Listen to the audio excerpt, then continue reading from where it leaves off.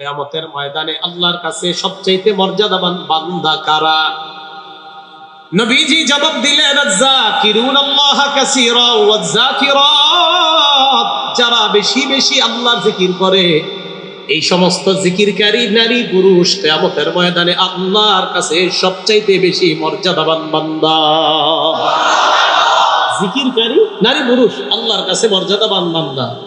নবীজি হযরত ওমরকে বললেন, তিনটা জিনিস কামাই করবা। এক নাম্বার, কলবান শাকিরা, এমন একটা কলব যেই কলব আল্লাহর শুকরিয়া আদায় করে। দুই নাম্বার, লিসানান যাকিরা, এমন একটা জিহ্বা যে জিহ্বাটা বেশি বেশি কার জিকির করে। আমার সাথে বলেন তো, মুফাররিদুন। সবাই বলেন, আবার বলেন। আলেম ছাড়া অন্য যারা আছেন বুঝছেননি? না, কয়েকজনে বলছে, মানে অন্যরা সবাই বুঝছে। সবাই বুঝছেন? আগে কইলেন না। আরে সাহাবারাই বুঝে নাই, তা আপনারা বুঝবেন কেমনে? মুসলিম শরীফের 2676 নম্বর হাদিস, আবু হুরায়রা রাদিয়াল্লাহু তাআলা আনহুর বর্ণনা। বাইনামা রাসূলুল্লাহ সাল্লাল্লাহু, মানে মুফাররিদুন কারে কয় এটা কইতাছি আপনাদেরকে, টেনশনে পড়ে যায় না যে হুজুর কি কন্যা কার, এইটাই বলতেছি। 2676 নম্বর হাদিস মাদ্রাসা পাঠ্যপুস্তক অনুসারে, বাইনামা রাসূলুল্লাহ সাল্লাল্লাহু আলাইহি ওয়াসাল্লাম ইয়ামশি ফি তরিকিহি ইলা মক্কা, নবীজি মক্কার পথ ধরে মক্কার দিকে চলতে লাগলেন। মক্কার দিকে আল্লাহ নবী রওনা করলেন। ফামাররা আলা জাবালিন ইউকালু লাহু জুমদান, একটা পাহাড়ের পাশ দিয়ে আল্লাহ নবী অতিক্রম করলেন। এই পাহাড়টার নাম হলো জুমদান। কি নাম? জুমদান নামে একটা পাহাড়। নবীজি বললেন, হাজা জুমদান, এটা হলো জুমদান নামক পাহাড়। এই কথা বলার পর আল্লাহ নবী বললেন, সাবাকাল মুফাররিদুন, সাবাকাল মুফাররিদুন, মুফাররিদুনরা অগ্রগামী হয়ে গেছে, মুফাররিদুনরা অগ্রগামী হয়ে গেছে। আবার বলেন তো শব্দটা। সাহাবারা বললেন, মাল মুফাররিদুনা ইয়া রাসূলুল্লাহ, হুজুর মুফাররিদুন আবার কি জিনিস বুঝি নাই, আমরে বুঝায়া দেন। নবীজি বললেন, আয-যাকিরুনাল্লাহা কাসীরা ওয়াজ-যাকিরাত, যারা বেশি বেশি জিকির করে দুনিয়ার মধ্যে তারাই হলো মুফাররিদুন। কিয়ামতের ময়দানে তারা আগে আগে আল্লাহর জান্নাতে রওনা করবে। মুফাররিদুন কি নাম? এবার আরেকটা শিখেন, বলেন মুফরিদুন। আগেরটা, এবার যেটা বললেন। এই জায়গায় যারা শরীরে চিকুন আছেন হাত তুলেন তো। আচ্ছা, হাত নামান। আপনিও চিকুন আছেন যারা, আচ্ছা হাত নামান। রাসূল সাল্লাল্লাহু আলাইহি ওয়াসাল্লাম তিরমিজি শরীফের 3596 নম্বর হাদিসে বলেন, হালকা পাতলা মানুষগুলা জান্নাতে অগ্রগামী হয়ে জান্নাতের দিকে রওনা করবে। মানে আপনারা যারা চিকুন তারা হালকা পাতলা অর্থ দেই নেই। নবীজি বললেন, সাবাকাল মুফরিদুনা, হালকা পাতলা মানুষগুলা জান্নাতের দিকে অগ্রগামী হয়ে রওনা করবে। সাহাবারা বললেন, হুজুর কেন? আল্লাহ নবী বললেন, হালকা পাতলা হলো তারা আল মুস্তাহতারুনা বিযিকরিল্লাহ, জিকির করতে করতে, ইয়াদাউ আনহুমুয যিকরু আসকালাহুম, জিকির করতে করতে যাদের পাপের বোঝা হালকা হয়ে যায়। এই পাপের বোঝা থেকে হালকা যারা হয়ে যায়, এই হালকা মানুষগুলা সবার আগে আগে জান্নাতের দিকে রওনা করবে। বুঝে আসছেন? হালকা, তাহলে হালকা পাতলা, পাপের বোঝা থেকে হালকা। যেই মাত্র দিবে আরেকজন আইসা, আমি 220 টাকা দিব, আমার দেন, তাহলে 30 টাকা লাভ হইতেছে আরো। উনি বিক্রেতার মন তো ঘুরে গেছে। আমারে কয়েক, আচ্ছা ভাই একটু পরে আপনারে বলতেছি, কথা বলতেছি, একটু ঘুরে আহেন। আসলে ওনার মন লড়ে গেছে যে 220 টাকা 30 টাকায় পাইলে এরা 190 টাকায় এটা কিনে দেব। আল্লাহ রাসূল বললেন, একজনের লেনদেন চলতেছে, এর উপর কোন ইমানদার গিয়ে আবার নতুন করে লেনদেন করা, এটা আমার ইমানদার উম্মতের পরিচয় না? হয়নি সমাজে এগুলা? রাসূল বললেন এটা নিষেধ। ওয়ালা ইয়াবি বাদুকুম আলা বাই'i বাদিন, একজনের ক্রয় বিক্রয়ের উপর তোমরা ক্রয় বিক্রয় করবা না। অন্য বর্ণনা, লা ইয়াখতিব আহাদুকুম আলা খিতবাতি আখি, একজনের বিয়ের প্রস্তাবের উপর তোমরা বিয়ের প্রস্তাব দিবা না। একটা মেয়ের বিয়ের কথা চলতেছে, ভালো জায়গায়, মেয়েটাও ভালো, ছেলের পক্ষ মাশাআল্লাহ রাজি, দুই পক্ষ। ইতিমধ্যে ইতালি প্রবাসী একজন এসে বলতেছে, আপনার মেয়েরে আমার ছেলে বিয়ে করাবো, ছেলের ইনকাম মাসে 14 লাখ। এখন চিন্তা করতেছি মেয়ের বাবা, কথা তো দিয়ে দিছিলাম খান সাহেবরে, এখন কি করি? এই যে নড়ে গেল, রসুল বললেন সাবধান, বিয়ের কথা এক জায়গায় চলতেছে, তুমি উপর দিয়ে গিয়ে আবার প্রস্তাব দিবা না, তুমি আমার উম্মত না। হয়নি, সমাজে হয়নি এগুলা, এটা নিষেধ। লা তাহাসাদু, তোমরা পরস্পর হিংসা করবা না। ওয়ালা তানাজাসু, পরস্পর তোমরা ধোঁকাবাজি করবা না। ওয়ালা তাবাগাজু, পরস্পর পরস্পরের ক্ষতি করার জন্য আড়ালে শত্রুতা করবা না। ওয়ালা তাদাবারু, একে অপরের পিছনে নিন্দা করবা না। শেষে নবী বলেন কুনু ইবাদাল্লাহি ইখওয়ানা, সমাজের সবাই তোমরা ভাই ভাই হয়ে যাও, সবাই তোমরা ভাই ভাই হয়ে যাও। এরপরে কি করে দেখেন, লা ইয়াজলিমুহু, এক মুসলমান আর এক মুসলমানের ভাই, আল মুসলিমু আকুল মুসলিম, মুসলমান মুসলমানের ভাই, লা ইয়াজলিমুহু, ভাই ভাইকে জুলুম করতে পারে না। ওয়ালা ইয়াখজুলুহু, ভাই ভাইকে নিন্দা করতে পারে না। ওয়ালা ইয়াহকিরুহু, ভাই ভাইকে তুচ্ছ তাচ্ছিল্য করতে পারে না। এবার ছোট্ট কথায় আল্লাহ নবী একটা কথা বলেন, কি করে দেখেন, দেখেন আল্লাহ রসুল বলেন কোন ব্যক্তির জন্য খারাপ হওয়ার জন্য এতটুকুই যথেষ্ট। কোন ব্যক্তি খারাপ হওয়ার জন্য এতটুকুই যথেষ্ট। আচ্ছা, আমি আমাকে দিয়ে বলছি, আমি খারাপ হওয়ার জন্য এতটুকুই যথেষ্ট। মুসলিম, আমি আমার কোনো মুসলমান ভাইকে তুচ্ছ করা, নবীজি বলেন এই তুমি খারাপ হওয়ার জন্য এতটুকুই যথেষ্ট। তোমার আরেকটা মুসলমান ভাইকে তুমি তুচ্ছ তাচ্ছিল্য করা, তুমি খারাপ মানুষ, তুমি ভালো মানুষ না, নবীজি বললেন। এখন আমাদেরকে বললেন ভাই ভাই হয়ে থাকতে, তো আমি এই হাদিস কেন শোনাইলাম? দেখেন কেন শোনাইছি। এবার নবীজি কি কয়, আত্তাকওয়া হাহুনা, আত্তাকওয়া হাহুনা, আত্তাকওয়া হাহুনা। আল্লাহ নবী কয় তাকওয়া এখানে, তাকওয়া এখানে, তাকওয়া এখানে। আল্লাহর ভয় যদি অন্তরের মধ্যে থাকে, কলবের মধ্যে থাকে, তাহলে ওই ব্যক্তি হিংসা করবে না, ওই ব্যক্তি পরস্পর পরস্পরকে ধোঁকা দিবে না, ওই ব্যক্তি আড়ালে শত্রুতা করবে না। তাহলে দুইটা বিষয়ে হাদিস থেকে জানলাম, ধোঁকা দেওয়ার জায়গাও কলব, তাকওয়া থাকার জায়গাও কলব, হিংসা করার জায়গাও কলব, তাকওয়া থাকার জায়গাও কলব, বিদ্বেষ করার জায়গা কলব, তাকওয়া থাকার জায়গা কলব, ধোঁকা দেওয়ার জায়গাও কলব, তাকওয়া থাকার জায়গাও কলব। বলেন তো, তাকওয়া থাকার জায়গা, হিংসা থাকার জায়গা, তাহলে কি বোঝা যায়? খারাপ জিনিস স্থান দেওয়ার জায়গাও। তাহলে নতুন আর একটা কথায় ঢুকলাম, আপনি গুনাহ করবেন, গুনার জায়গাও কলব। দলিল সূরা বাকারা 283 নাম্বার আয়াত, একদম দেখবেন 3 পারার 8 নাম্বার পৃষ্ঠা, সূরা বাকারার শেষের দিকে আল্লাহ বলেন ওয়ালা তাকতুমুশ শাহাদা, তোমরা সাক্ষী গোপন করবা না। ওয়া মান ইয়াকতুমহা ফাইন্নাহু আসিমুন কলবু, কেউ যদি সাক্ষী গোপন করে, ফাইন্নাহু আসিমুন কলবু, তাহলে তার কলব গুনাহকারে, তার কলব গুনাহ করে।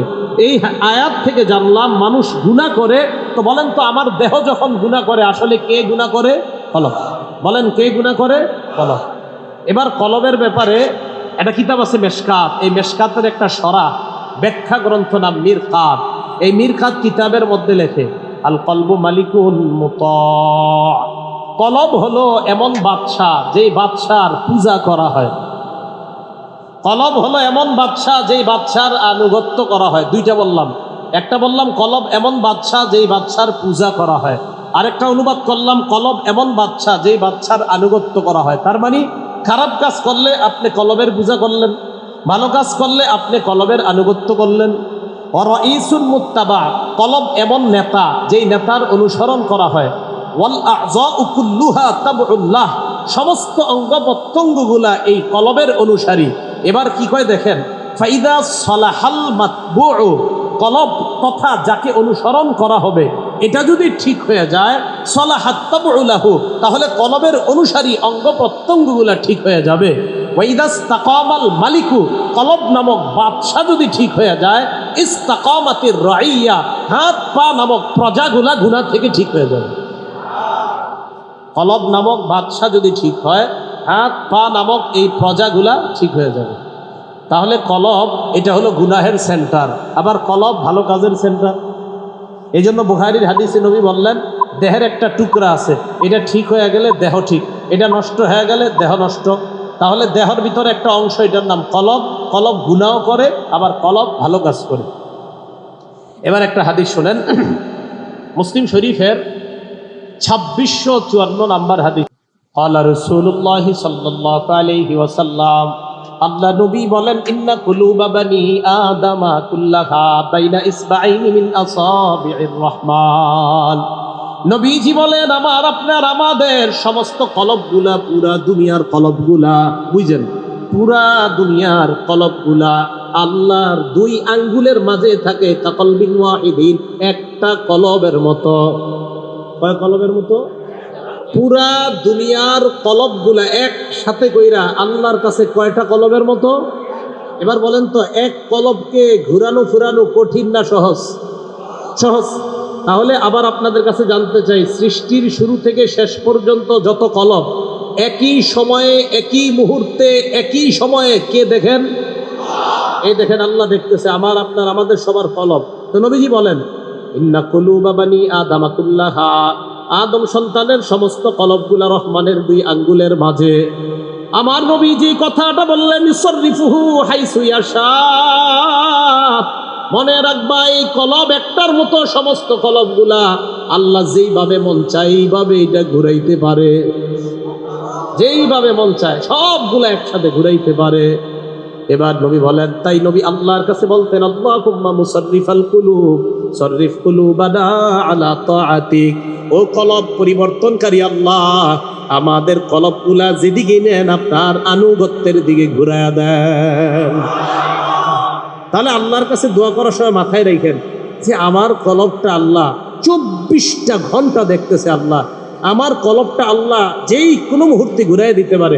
বলেন তো কি কল? বলেন কি এই কলব? এটা আরবি না বাংলা? আরবি। কলব এটা আরবি না বাংলা?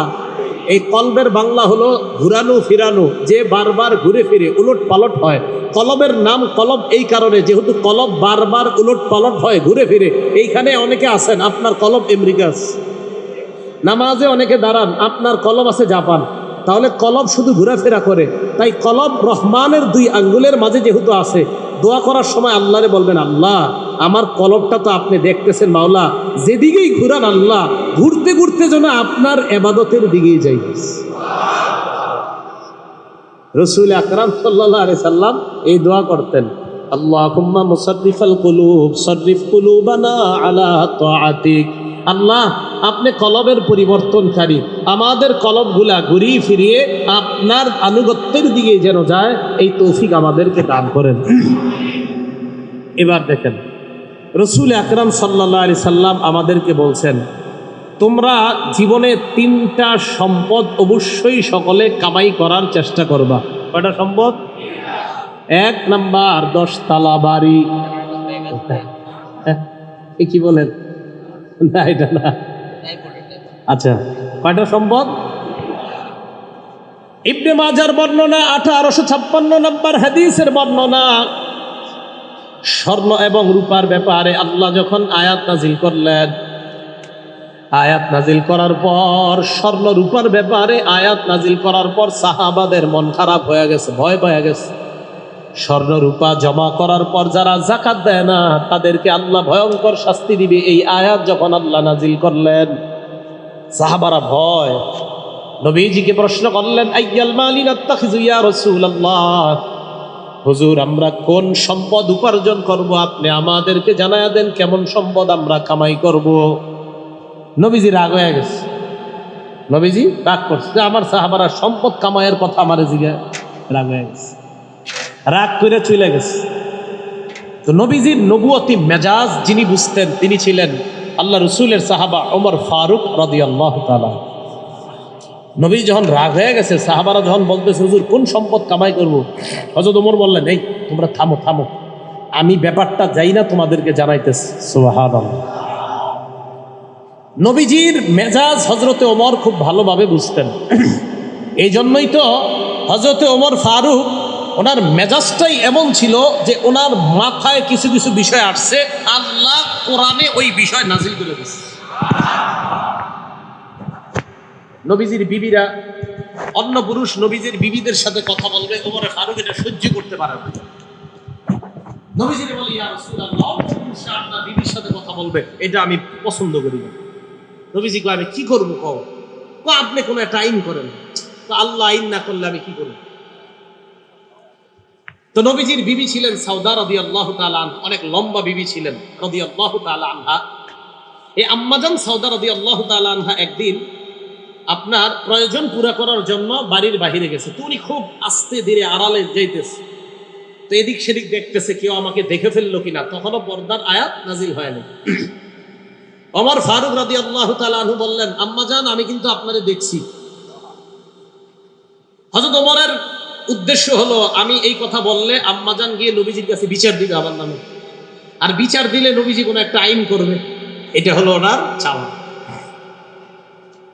তো আম্মাজান নবীজির কাছে আসছে, আয়েশা বললেন, ইয়া রাসূলুল্লাহ, আপনার সাহাবা ওমর, আমরা একটু বাহিরে যাই, এই আমারে দেখে ফেলছে।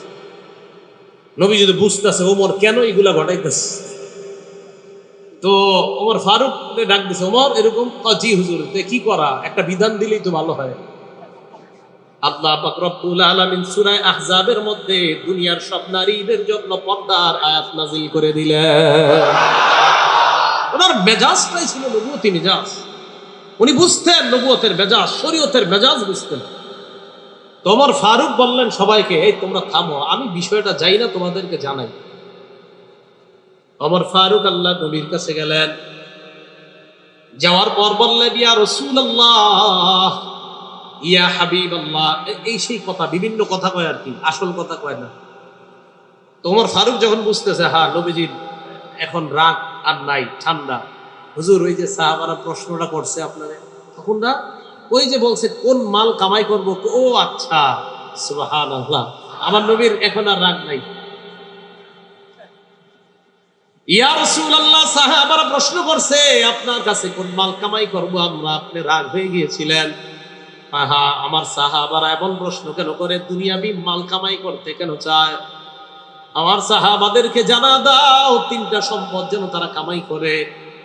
এক নাম্বার, লিয়াত্তাখিজ আহাদুকুম কলবান শাকিরা, এমন একটা কলব যেন আল্লাহর কাছে চেয়ে নেয়, যেই কলব বেশি বেশি আল্লাহর শুকরিয়া আদায় করে নেয়।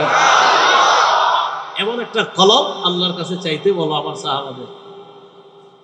তাহলে এমন কলব আল্লাহর চাওয়া। তা আরেকটা জিনিস আমরা এলেম অর্জন করলাম, শুকরিয়া আদায় করার জায়গা, হেদায়েতের জায়গা, ইমানের জায়গা, কোরআনের জায়গা, ইমান সাজানোর জায়গা। নবীজি বললেন, লিয়াত্তাখিজ আহাদুকুম কলবান শাকিরা, তোমরা এমন একটা কলব অনেক কামাই করবা যে কলবটা বেশি বেশি আল্লাহর শুকরিয়া আদায় করে নেয়। দুই নাম্বার, ওয়ালিসানান যাকিরা, এমন একটা জিহ্বা যে জিহ্বাটা বেশি বেশি আল্লাহর জিকির করতে পারে। আল্লাহর জিকিরকারী জিহ্বা। এক সাহাবা নবীজির কাছে আসছে, সহজ সরল সাহাবা। আসার পর বললেন, ইয়া রাসূলুল্লাহ, আখবিরনি বিআমালিন আতাশাব্বাহু বিহি। হুজুর আপনার কাছে একটা প্রশ্ন নিয়ে আসছে। কি প্রশ্ন করো? তিরমিজি শরীফের 3375 নম্বর হাদিসের বর্ণনা। কি প্রশ্ন করবা? ইন্না শারাইআল ইসলাম কদ কাসুরাত আলাইয়া, হুজুর ইসলামের এত বিধিবিধান আমি মনে রাখতে পারি না। আছে না অনেক মানুষ এত কিছু মনে রাখতে পারে না। তো সহজ সরল সাহাবা, হুজুর এত কিছু বলেন আমি মনে রাখতে পারি না। নবীজি কইতে, কি করবা? আপনি জানেন মাঝে মাঝে এই সাহাবাদের কথাগুলা যখন পড়ি, মানে এত এমন লাগে যে আহারে কেমন মানুষ ছিল দুনিয়াতে, কিচ্ছু বুঝতেন না দুনিয়াবি, খালি বুঝতেন যে আখিরাত আর আল্লাহরে কিভাবে পাবে, এছাড়া আর কিচ্ছু বুঝতেন না। আয়েশা কয়, হুজুর এমন একটা আমল আমারে সহজে শিখাইয়া দেন যে আমলটা করলেই মরলেই জান্নাত পেয়ে যাবে। নবীজি বললেন, আচ্ছা শোনো, লা ইয়াজালু লিসানুকা রাতবাম মিন যিকরিল্লাহ, তোমার জিহ্বাটা সর্বদা যেন আল্লাহর জিকিরে সিক্ত থাকে, তাজা থাকে, ভিজা থাকে, মরমা জান্নাত। জিহ্বাটা সব সময় আল্লাহর জিকিরে তাজা রাখা। তাহলে জিহ্বা আল্লাহর জিকিরে তাজা রাখা, এটা বড় গুণ, বড় গুণ। চা স্টলের সামনে 5-6 জন বসে রয়েছেন, গল্প করে সবাই, আর আপনি জিকির করতেছেন, আপনি যে কি বড় কাজ করতেছেন এটা আপনি মানে আপনাকে এটা বোঝানো যাবে না কত বড় কাজ করতেছেন, এত বড় আমল আপনি করতেছেন। তিরমিজি শরীফের পরের হাদিস 3376 নম্বর হাদিস আসছে, সুইলা রাসূলুল্লাহ সাল্লাল্লাহু আলাইহি ওয়াসাল্লাম আইয়ুল ইবাদি আফজালু দারাজাতান ইনদাল্লাহি ইয়াউমাল কিয়ামাহ, ইয়া রাসূলুল্লাহ কিয়ামতের ময়দানে আল্লাহর কাছে সবচেয়ে মর্যাদাবান বান্দা কারা? নবীজি জবাব দিলেন, আয-যাকিরুনাল্লাহা কাসীরা ওয়াজ-যাকিরাত, যারা বেশি বেশি আল্লাহর জিকির করে এই সমস্ত জিকিরকারী নারী পুরুষ কিয়ামতের ময়দানে আল্লাহর কাছে সবচাইতে বেশি মর্যাদাবান বান্দা। জিকিরকারী নারী পুরুষ আল্লাহর কাছে মর্যাদাবান বান্দা। নবীজি হযরত ওমরকে বললেন, তিনটা জিনিস কামাই করবা। এক নাম্বার কলবান শাকিরা, এমন একটা কলব যেই কলব আল্লাহর শুকরিয়া আদায় করে। দুই নাম্বার লিসানান যাকিরা, এমন একটা জিহ্বা যে জিহ্বাটা বেশি বেশি কার জিকির করে? আমার সাথে বলেন তো, মুফাররিদুন। সবাই বলেন, আবার বলেন। আলেম ছাড়া অন্য যারা আছেন বুঝছেন নি? না, কয়েকজনে বলছে, মানে অন্যরা সবাই বুঝছে। সবাই বুঝছেন? আগে বললেন না, আরে সাহাবারাই বুঝে নাই, তা আপনারা বুঝবেন কেমনে? মুসলিম শরীফের 2676 নম্বর হাদিস, আবু হুরায়রা রাদিয়াল্লাহু তাআলা আনহুর বর্ণনা, বাইনামা রাসূলুল্লাহ সাল্লাল্লাহু, মানে মুফাররিদুন কারে কয় এটা কইতাছি আপনাদেরকে, টেনশনে পড়ে যায় না যে হুজুর কি কন্যা কার, এইটাই বলতেছে। 2676 নম্বর হাদিস মাদ্রাসা পাঠ্যপুস্তক অনুসারে, বাইনামা রাসূলুল্লাহ সাল্লাল্লাহু আলাইহি ওয়াসাল্লাম ইয়ামশি ফি তরিকিহি ইলা মক্কা, নবীজি মক্কার পথ ধরে মক্কার দিকে চলতে লাগলেন। মক্কার দিকে আল্লাহ নবী রওনা করলেন। খবর আলা জাবালিন ইউকালু লাহু জুমদান, একটা পাহাড়ের পাশ দিয়ে আল্লাহ নবী অতিক্রম করলেন। এই পাহাড়টার নাম হলো জুমদান। কি নাম? জুমদান নামে একটা পাহাড়। নবীজি বললেন, হাজা জুমদান, এটা হলো জুমদান নামক পাহাড়। এই কথা বলার পর আল্লাহ নবী বললেন, সাবাকাল মুফাররিদুন, সাবাকাল মুফাররিদুন, মুফাররিদুনরা অগ্রগামী হয়ে গেছে, মুফাররিদুনরা অগ্রগামী হয়ে গেছে। আবার বলেন তো শব্দটা। সাহাবারা বললেন, মাল মুফাররিদুনা ইয়া রাসূলুল্লাহ, হুজুর মুফাররিদুন আবার কি জিনিস বুঝি নাই, আমরে বুঝায়া দেন। নবীজি বললেন, আয-যাকিরুনাল্লাহা কাসীরা ওয়াজ-যাকিরাত, যারা বেশি বেশি জিকির করে দুনিয়ার মধ্যে তারাই হলো মুফাররিদুন। কিয়ামতের ময়দানে তারা আগে আগে আল্লাহর জান্নাতে রওনা করবে। মুফাররিদুন কি নাম? এবার আরেকটা শিখেন, বলেন মুফরিদুন। আগেরটা, এবার যেটা বললেন। এই জায়গায় যারা শরীরে চিকুন আছেন হাত তুলেন তো। আচ্ছা, হাত নামান। আপনিও চিকুন আছেন যারা, আচ্ছা হাত নামান। রাসূল সাল্লাল্লাহু আলাইহি সাল্লাম তিরমিজি শরীফের 3596 নম্বর হাদিসে বলেন, হালকা পাতলা মানুষগুলা জান্নাতে অগ্রগামী হয়ে জান্নাতের দিকে রওনা করবে। মানে আপনারা যারা চিকুন তারা, হালকা পাতলা অর্থ দেই নেই। নবীজি বললেন, সাবাকাল মুফরিদুনা, হালকা পাতলা মানুষগুলা জান্নাতের দিকে অগ্রগামী হয়ে রওনা করবে। সাহাবারা বললেন, হুজুর কেন? আল্লাহ নবী বললেন, হালকা পাতলা হলো তারা আল মুস্তাহতারুনা বিযিকরিল্লাহ, জিকির করতে করতে, ইয়াদাউ আনহুমুয যিকরু আসকালাহুম, জিকির করতে করতে যাদের পাপের বোঝা হালকা হয়ে যায়। এই পাপের বোঝা থেকে হালকা যারা হয়ে যায়, এই হালকা মানুষগুলা সবার আগে আগে জান্নাতের দিকে রওনা করবে।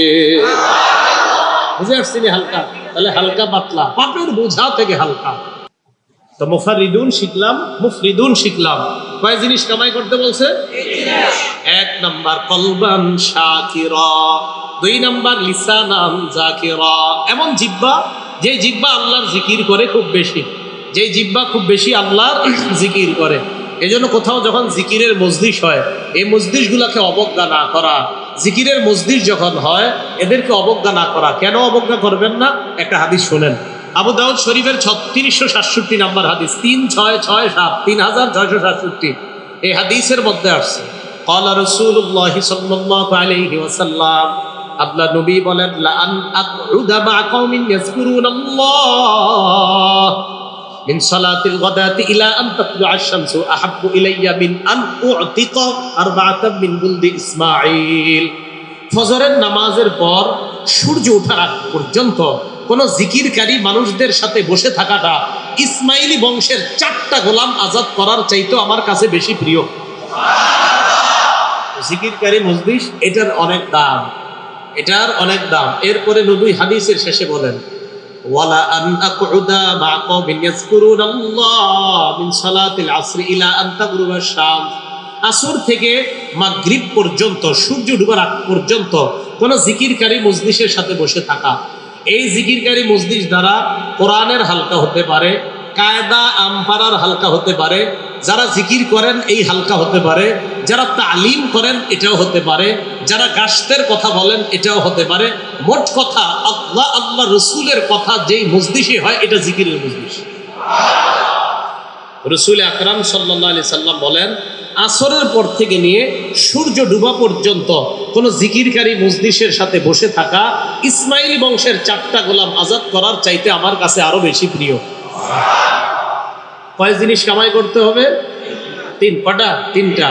1 নাম্বার শুকুরকারী কলম, 2 নাম্বার জিকিরকারী জবান। মনে থাকবে নি? এবার 3 ওয়ামরাআতান তুঈনু আহাদাকুম আলা তাআতিল্লাহ। এমন একটা বিবি আল্লাহর কাছ থেকে চেয়ে নিবা যেই বিবি তোমাকে আল্লাহর ইবাদতে সহযোগিতা করে। এমন একটা বিবি আল্লাহর কাছ থেকে চেয়ে নিবা যেই বিবি তোমাকে আল্লাহর ইবাদতে সহযোগিতা করে। তাহলে আল্লাহর ইবাদতে সাহায্য করে এমন একজন বিবি আল্লাহর কাছ থেকে চেয়ে নিবা। মনে থাকবে কথাগুলা? তাহলে আমাদের জীবনের শ্রেষ্ঠ সম্পদ কয়টা? 1 নাম্বার শুকর গুজারি কলব, 2 নাম্বার জিকিরকারী জবান জিহ্বা, 3 নাম্বার এমন একজন বিবি যেই বিবি আমাদেরকে আল্লাহর ইবাদতে সহযোগিতা করবে। মুসলিম শরীফের হাদিসের বর্ণনা قال رسول الله صلى الله عليه وسلم الدنيا متاع وخير متاع الدنيا المرأة الصالحة। নবীজি বলেন পুরা দুনিয়াটা হলো ভোগের জায়গা, এই দুনিয়ার সর্বশ্রেষ্ঠ সম্পদ হলো একজন নেককার বিবি যদি তোমার কপালে এসে যায়। একজন নেককার বিবি যদি আপনার জীবনে এসে যায় তা আপনি জীবনের শ্রেষ্ঠ একটা সম্পদ আপনি পেয়ে গেলেন। মনে রাখবেন আরবাউম মিনাস সাআদা, 4টা জিনিস যদি আপনার জীবনে অর্জন হয় বুঝবেন আপনি সৌভাগ্যবান। কয়টা জিনিস? টেনশনে পড়ে গেছেন, কর করে চিন্তা করবেন আছে কিনা। হ্যাঁ, কয় জিনিস? 1 নাম্বার কয় জিনিস সৌভাগ্যের লক্ষণ? 4 জিনিস। আরবাউম মিনাস সাআদা 1 নাম্বার আল মারআতুস সালিহা, নেককার বিবি। নেককার আর বাংলাটা এইভাবে বলেন নেককার নারী, বলেন নেককার। 2 নাম্বার আল মাসকানুল ওয়াসি, প্রশস্ত বাড়ি। 1 নাম্বার নেককার নারী, 2 নাম্বার প্রশস্ত বাড়ি, 3 নাম্বার আল মারকাবুল হানি, চলার জন্য একটা যানবাহন গাড়ি হালাল টাকায়। কি টাকায়? হালাল টাকায়। তাহলে 1 নাম্বার নেককার নারী, 2 নাম্বার প্রশস্ত বাড়ি, 3 নাম্বার যানবাহনের একটা সুন্দর গাড়ি। আবার এটা দ্বারা এটা উদ্দেশ্য চলাচলের সুন্দর জায়গা ব্যবস্থাপনা থাকা। 4 নাম্বার আল জারুস সালিহ, একজন নেককার প্রতিবেশী যে ফজরের সময় আপনারা ডাকবে আব্দুর রহমান ভাই চলেন মসজিদে। এই 4 জিনিস যদি আপনার অর্জন হয়ে যায় জীবনে আপনি সৌভাগ্যবান। তাহলে দেখেন এর মধ্যে 1 নাম্বার নেককার নারী, বাকি 2টা হয়তো অনেকের টাকা পয়সা থাকে, কম থাকে, বেশি থাকে। প্রশস্ত বাড়ি তো সবার হয় না, আল্লাহ যাকে সামর্থ্য দেয় তার হয়। তো বাকি আল্লাহর কাছ থেকে দোয়া করে নেককার বিবি, এই নেককার বিবি নিয়ে যদি কুড়ে ঘরের মধ্যেও থাকেন আপনার জান্নাত হবে। এটা নেককার বিবি দরকার, খুব জরুরি নেককার বিবি। তো বলছিলাম 3টা শ্রেষ্ঠ সম্পদ, শুকর গুজারি কাল, জিকিরকারী জবান, 3 নাম্বার একজন বিবি যে বিবি ইবাদতে সহযোগিতা করবে। এবার আবার আগের কথায় ফিরে আসি, হেদায়েতের জায়গা, ইমানের জায়গা, ইমান সাজানোর জায়গা, কোরআনের জায়গা, তাকওয়ার জায়গা, মাশাআল্লাহ এ তো বুঝে আসছে। হিংসার জায়গা, অহংকারের জায়গা, গুনাহের জায়গা। সূরা মুতাফফিফিনের 14 নাম্বার আয়াতে আল্লাহ বলেন কাল্লা বাল রানা আলা কুলুবিহিম মা কানু ইয়াকসিবুন। মানুষ গুনাহের কারণে তার কলবে মরিচা পড়ে যায়। এই মরিচা যখন পড়ে যায়, মুসলিম শরীফের হাদিসে আসছে, লা ইয়ারিফু মারুফা ওয়া লা ইউনকিরু মুনকারা, মানুষের অন্তরে যখন আবরণ পড়ে যায়, কলবের উপর যখন গুনাহের মরিচা পড়ে যায়, তখন ভালো আর মন্দ পার্থক্য করার আর তার কোনো যোগ্যতা থাকে না। প্রিয় মুসলমান ভাইয়েরা, যে বিষয়টা আমি আপনাদেরকে বুঝাইতে চাইতেছিলাম, দেহের শ্রেষ্ঠ অঙ্গের নাম কলব, আবার দেহের সবচেয়ে খতরনাক ভয়ানক অঙ্গের নাম কলব। কলব যদি সঠিক হয়ে যায়, আপনি শ্রেষ্ঠ মানুষ হয়ে গেলেন। কলব যদি সংশোধন না হয়, কলব যদি নষ্ট হয়ে যায়, আপনার দেহটাই নষ্ট হয়ে যাবে। কারণ ওই কলব ভালো কাজ করার জায়গা, কলব খারাপ কাজ করার জায়গা। আল্লাহ আমাদের সকলকে এই দুইটা বিষয় থেকে আমরা যেন পার্থক্য করে ভালো ভুলাই কলমে স্থান দিতে পারি, আল্লাহ তৌফিক দান করে। এখন কলম সংশোধনের জন্য সবচেয়ে বেশি জরুরি কি?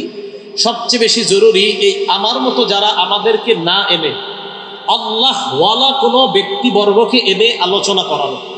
আল্লাহওয়ালা, এটা আমি আমার ছোট করে মানে খুব বিনয় এমন না, সত্যি সত্যি কোনো আহলুল্লাহ মানে যারা আল্লাহওয়ালাদের সাথে সাহেবে নিসবত সম্পর্ক রাখে। যেমন ওই যে আমাদের ছাত্র ভাই মাহবুব ভাইয়ের মসজিদে যে আমাদের উস্তাদ আছে মাওলানা শাহ আব্দুল ওয়াহিদ কাসিমি দামাত বরকাতুহুম আসে, এরপরে দালখানগরের মনে হয় শেখুল আব্দুল গাফফার সাহেব আসছে। এই জাতীয় যারা আছে তারা হলো কলবের ডাক্তার। এই জাতীয় মানুষদেরকে যদি এলাকায় আনতে পারেন, বিশ্বাস করেন, ওই যে আগে বলছি যে যারা কলবের সাথে আল্লাহর সাথে যাদের সম্পর্ক, মানুষের দিলে তাদের প্রতি মহব্বত থেকে যায়। এই জন্য দেখবেন এই জাতীয় মানুষদেরকে যখন আনবেন, কলবের ব্যাপারে তারা যখন আলোচনা করবে, তখন দেখবেন কি পরিমাণ হিট হয়। আসলেই তো আমার কলব নোংরা হয়ে গেছে, গান্দা হয়ে আছে। তো ইনশাল্লাহ আমি সহ আমরা সবাই এই মসজিদগুলোতে বেশি যাব যেখানে আল্লাহ ওয়ালারা আলোচনা করবে। ঢাকার যে আশেপাশে কোথাও বড়দের আলোচনা যখন থাকে, আমরা গিয়ে পিছনে বসে থাকি। মানে এই আল্লাহ ওয়ালাদের কথাগুলো যত বেশি আমরা শুনবো, আমাদের কলবের তত বেশি সংশোধন হবে। আল্লাহ আমাদের সকলকে যে কথাগুলা বললাম শুনলাম, এই কথাগুলোর উপর সবাই যেন আমল করতে পারে, আল্লাহ তৌফিক দান করেন। আমাদের ভাই আছে পাশে, ওনাকে সামনে রেখে আপনাদেরকে মানে একটা আশা যে এই জাতীয় মসজিদগুলো এই মসজিদে আরো বেশি হওয়া জরুরি কিনা ইনশাল্লাহ।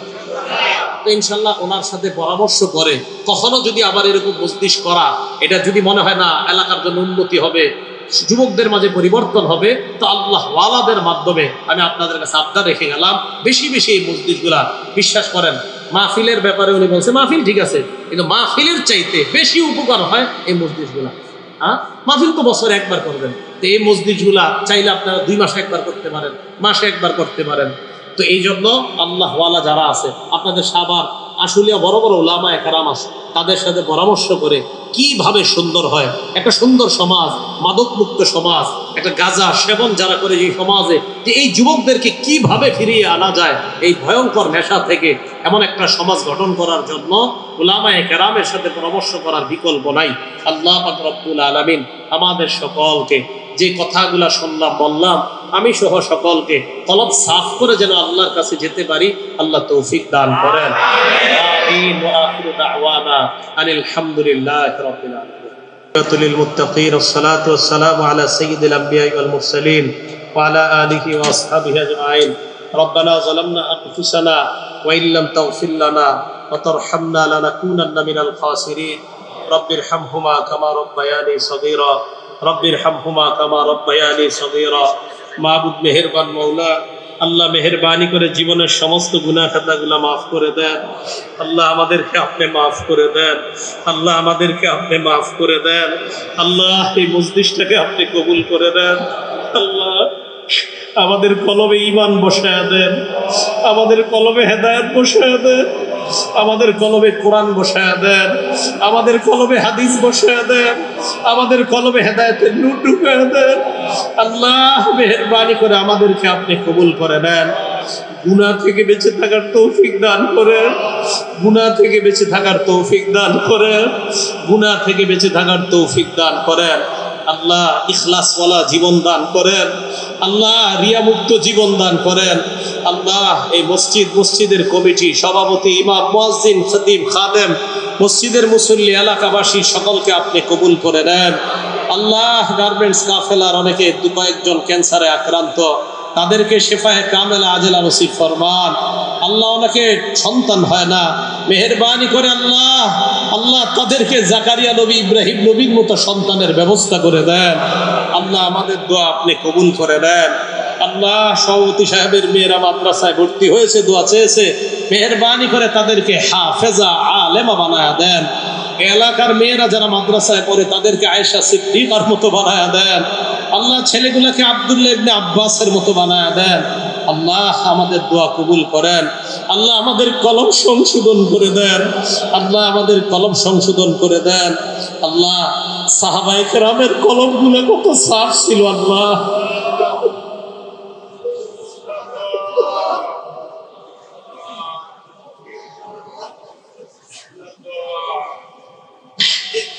আল্লাহ কত সহজ সরল ছিলেন আল্লাহ তারা। আল্লাহ তাদের মতো কলম আমাদেরকে দান করেন। আল্লাহ তাদের মতো কলম আমাদেরকে দান করেন। আল্লাহ এক হাদিসে পড়ছি, নবীজি এক হাদিসে সাদা সুতা কালো সুতার কথা বলেছিলেন। উদ্দেশ্য ছিল দিন রাত। এক সাহাবা কত সহজ সরল ছিল, সাদা আর কালো সুতা বালিশের নিচে রেখে দিয়েছিল।